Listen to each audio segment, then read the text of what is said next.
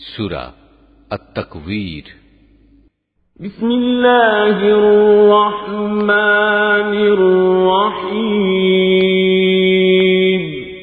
রহমান রহিম আল্লাহ তাআলার নামে।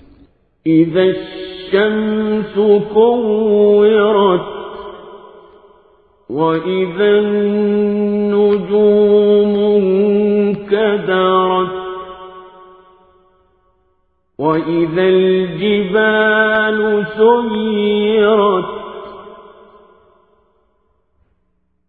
وَإِذَا الْعِشَارُ عُطِّلَتْ وَإِذَا الْوُحُوشُ حُشِرَتْ وَإِذَا الْبِحَارُ سُجِّرَتْ وَإِذَا النُّفُوسُ زُوِّجَتْ وَإِذَا الْمَوْءُودَةُ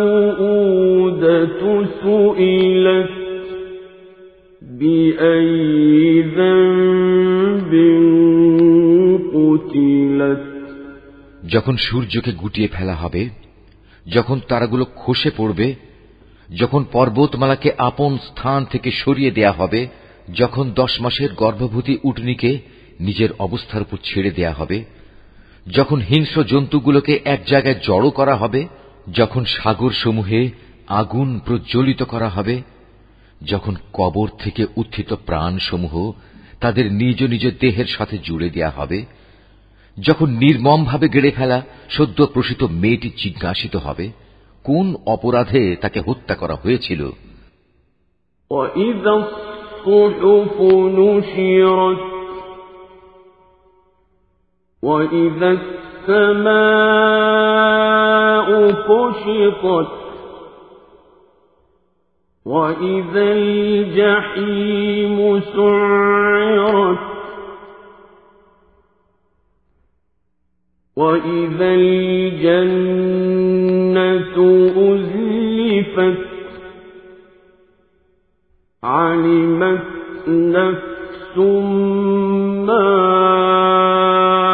أَحْضَرَتْ فَلَا أُقْسِمُ بِالْخُنَّسِ الْجَوَارِ الْكُنَّسِ وَاللَّيْلِ إِذَا عَسْعَسَ وَالصُّبْحِ إِذَا تَنَفَّسَ إِنَّهُ لَقَوْلُ رَسُولٍ كَرِيمٍ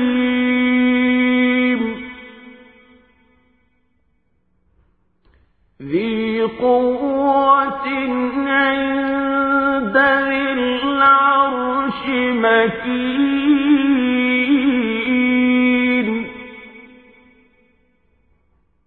مُّطَاعٍ ثَمَّ أَمِينٍ।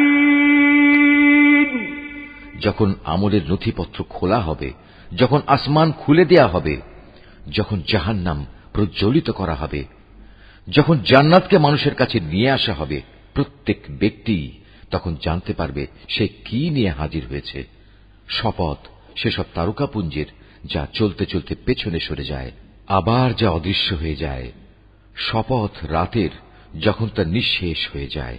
শপথ সকালবেলার যখন তা দিনের আলোয় নিঃশ্বাস নেয়। এ কুরআন হচ্ছে একজন সম্মানিত ও মর্যাদা সম্পন্ন বাহকের মাধ্যমে পৌঁছানো বাণী। সে বড় শক্তিশালী। আরশের মালিক আল্লাহ তাআলার কাছে তার অবস্থান অনেক মর্যাদাপূর্ণ, যেখানে তাকে মান্য করা হয়। অতঃপর সে সেখানে গভীর আস্থা ভাজনও। وَمَا صَاحِبُكُم بِمَجْنُونٍ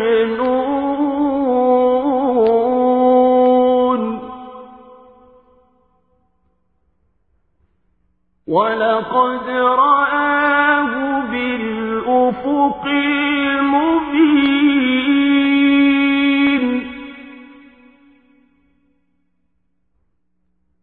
وما هو على الغيب بضنين وما هو بقول شيطان رجيم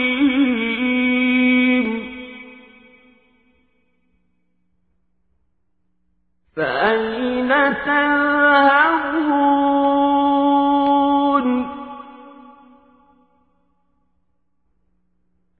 إن هو إلا ذكر للعالمين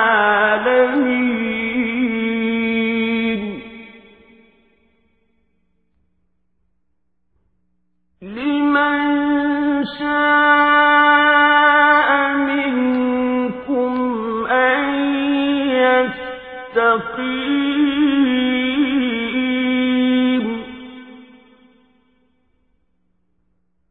وما تشاءون إلا أن يشاء الله رب العالمين তোমাদের সাথী কিন্তু পাগল নয়, সে তাকে স্বচ্ছ দিগন্তে দেখেছে। অদৃশ্য জগতের ব্যাপারে তিনি কখনো কার্পণ্য করেন না। এটা অভিশপ্ত শয়তানের কথাও নয়। অতএব তোমরা এর থেকে মুখ ফিরিয়ে কোন দিকে যাচ্ছ? এটা সৃষ্টিকুলের জন্য এক উপদেশ বই, কিছুই নয়। যারা সঠিক পথ ধরে চলতে চায় এটি শুধু তাদের জন্যই উপদেশ। আসলে তোমরা তো কিছুই চাইতে পারো না। হ্যাঁ, চাইতে পারেন একমাত্র আল্লাহ তাআলা, যিনি সৃষ্টিকুলের মালিক।